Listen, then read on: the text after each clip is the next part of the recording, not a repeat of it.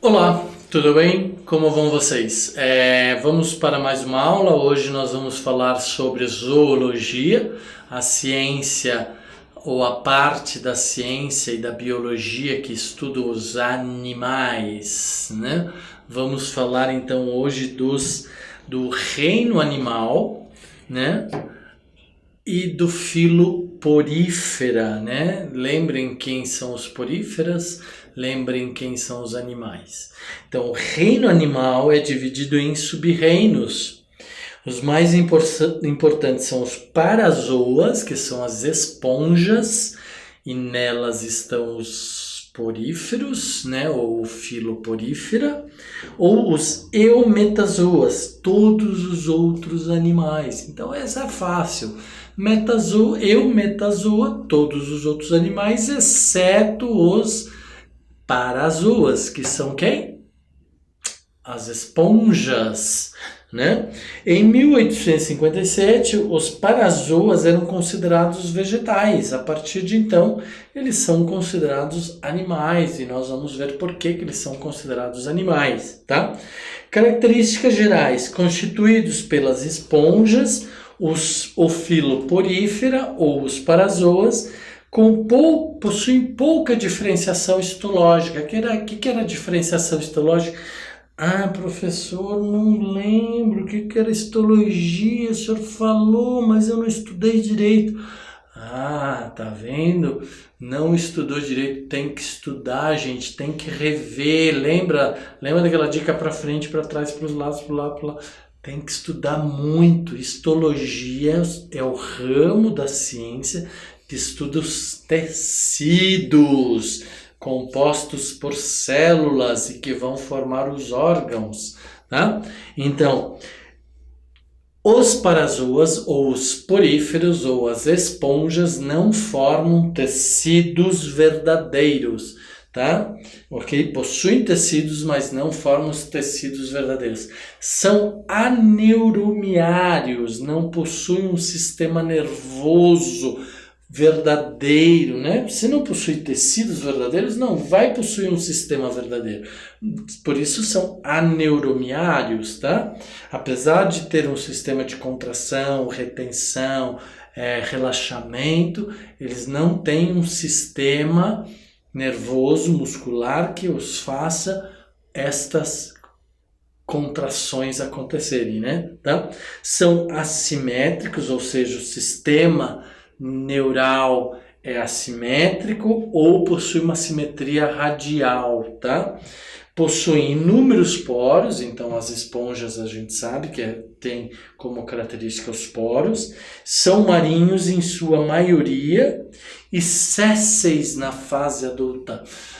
Esta palavrinha vocês não conhecem ainda, vamos lá, vamos gravar. Sésseis são animais ou plantas, né?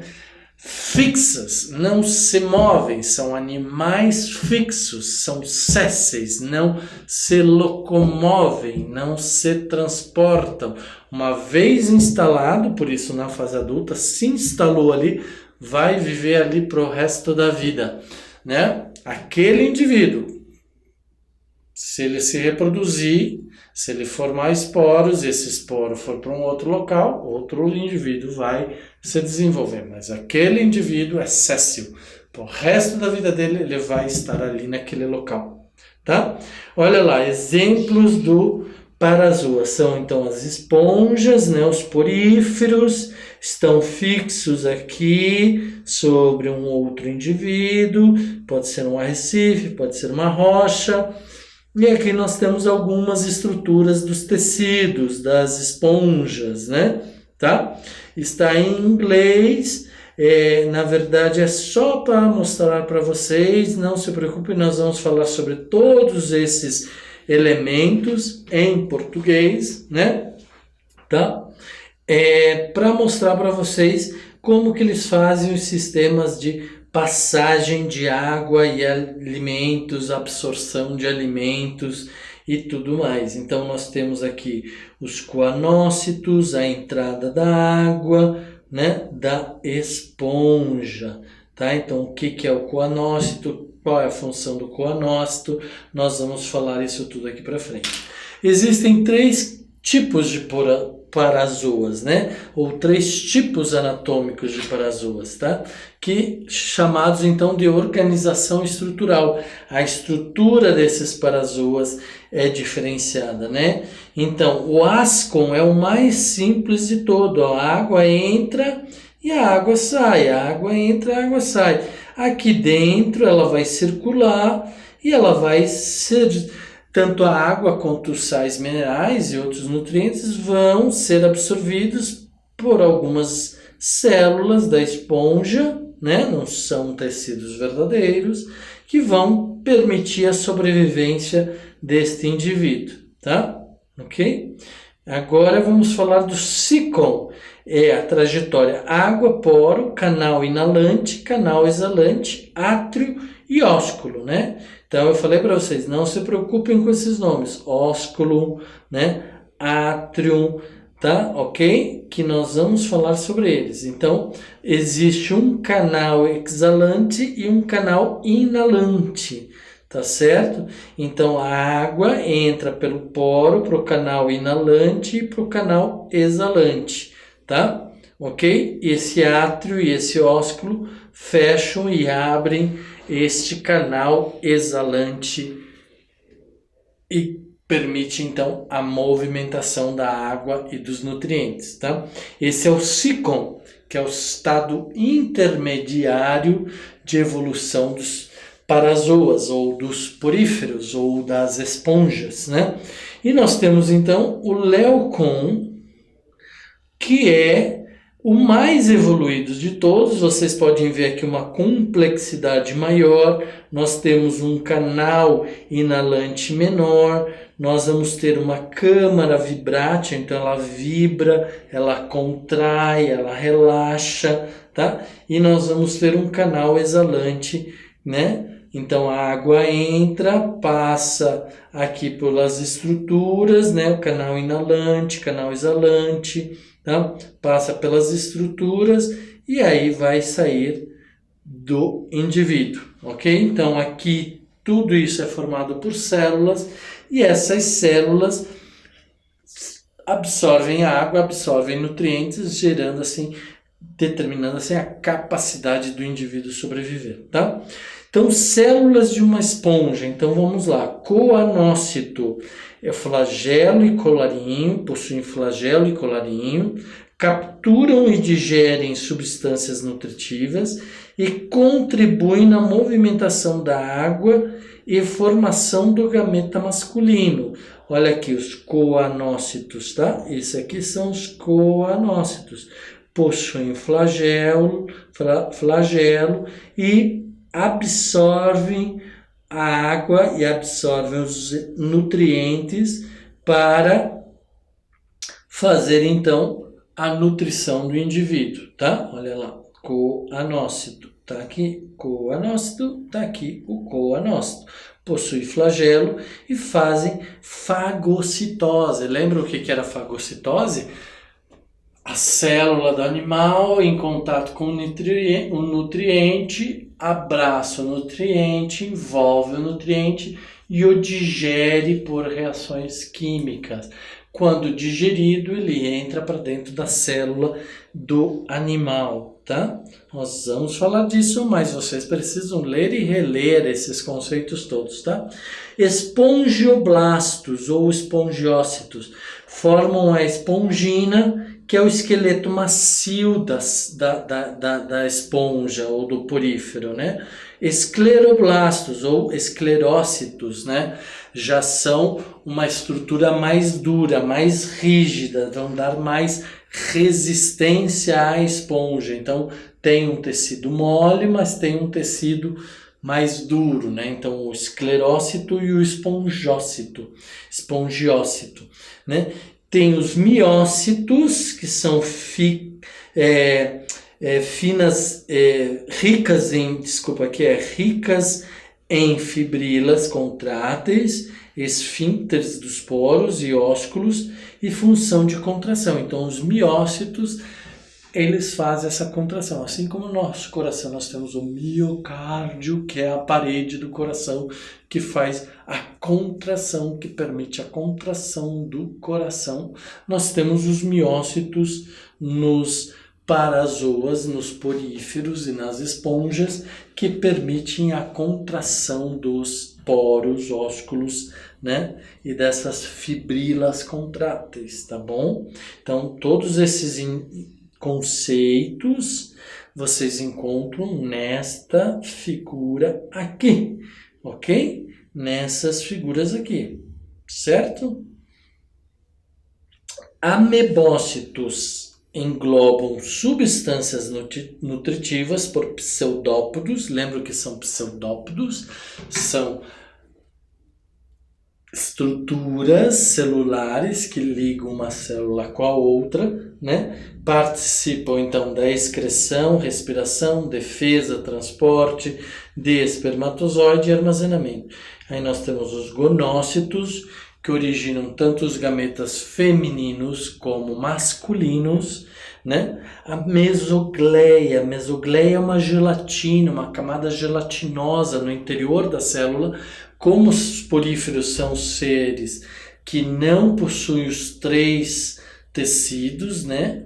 Os 3 folheiros, eles só possuem 2, o endoderma e o exoderma. No mesoderma, no lugar do mesoderma, nós temos a mesogleia, tá? Que é uma gelatina que dá o preenchimento para o corpo da esponja, né? Desenvolvida nos ascons.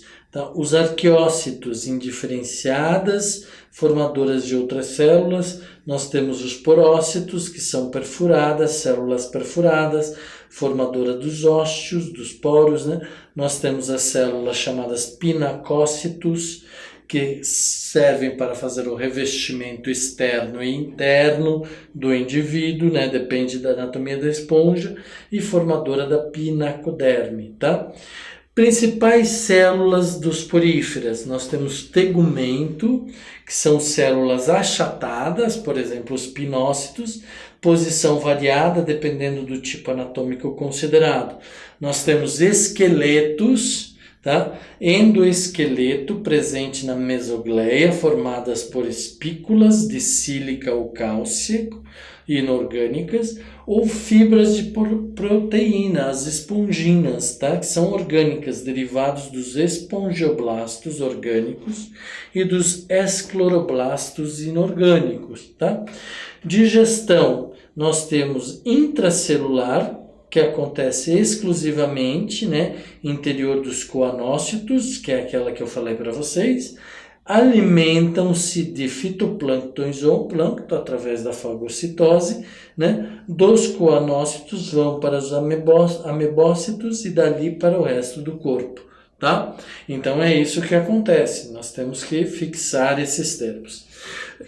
Em relação às células reprodutoras, então nós vimos aqui que nós temos células do tegumento, né, do tecido, que são tecidos não verdadeiros, nós temos células do esqueleto e nós temos células que fazem a digestão.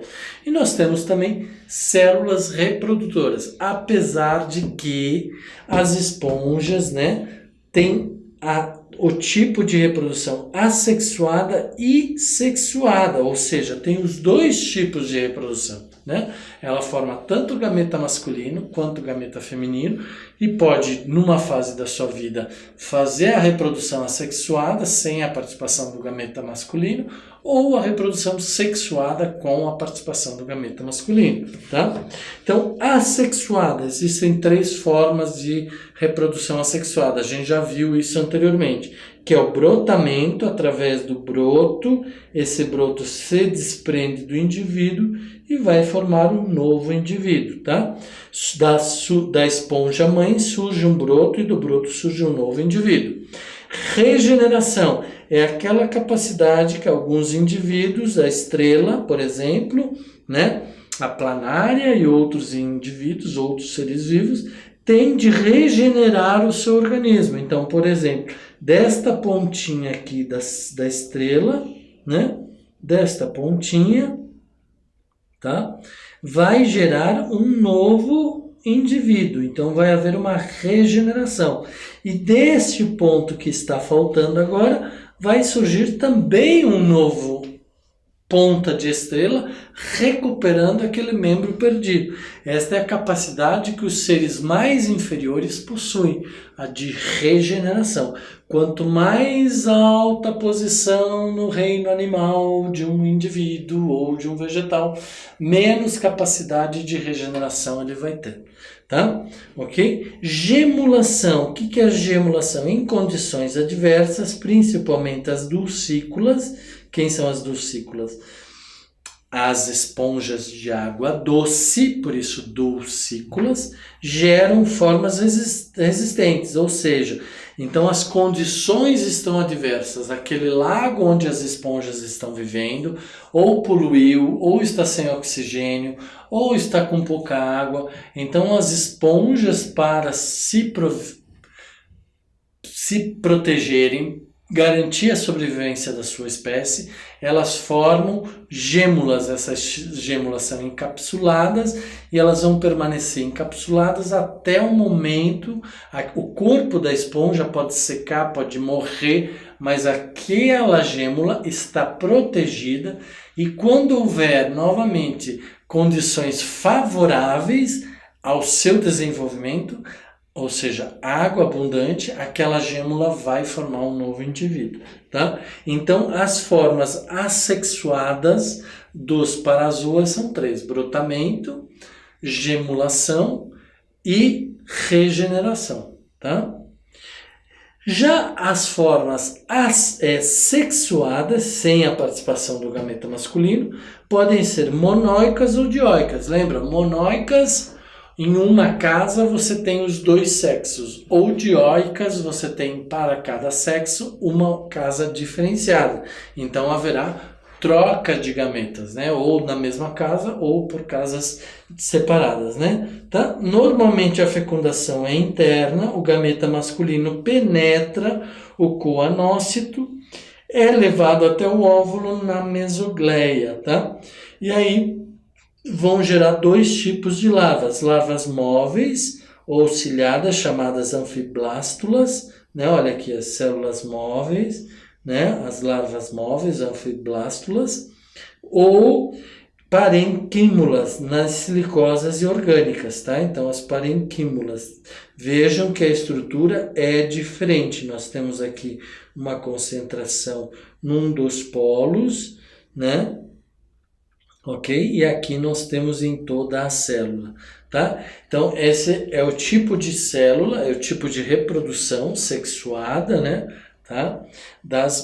Dos parazoas. Então, ela pode ser assexuada ou sexuada. E tem, então, 2 tipos de larvas, tá?